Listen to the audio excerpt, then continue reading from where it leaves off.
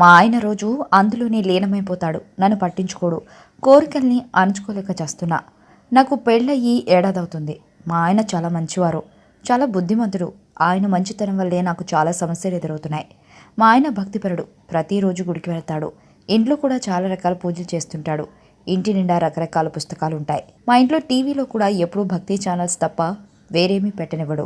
ఆయన పనిచేసేది కూడా ఆధ్యాత్మికతకు సంబంధించిన కంపెనీలోనే.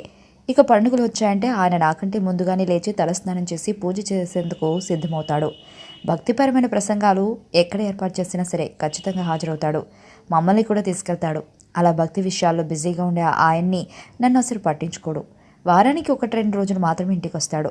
ఆయనకు భక్తి ఉండడాన్ని తప్పు పట్టడం లేదు.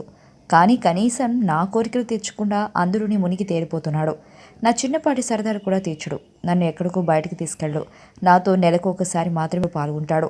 నాకు మాత్రం రోజు అందులో పాల్గొనాలని ఉంటుంది. కానీ ఆయన అస్సలు పట్టించుకోడు.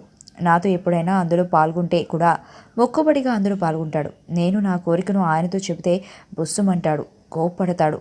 ఒక్కసారి నేనే తట్టుకోలేక ఆయన మీద పడి చేసుకోవడానికి ప్రయత్నిస్తాను. కానీ ఆయన అరుస్తాడు, కోప్పడతాడు. అసలు సహించడు. పద్ధతిగా చేసుకోవాలంటాడు. చాలా స్లోగా స్ట్రోక్స్ ఇస్తాడు. నాకేమో సంతృప్తి లభించదు.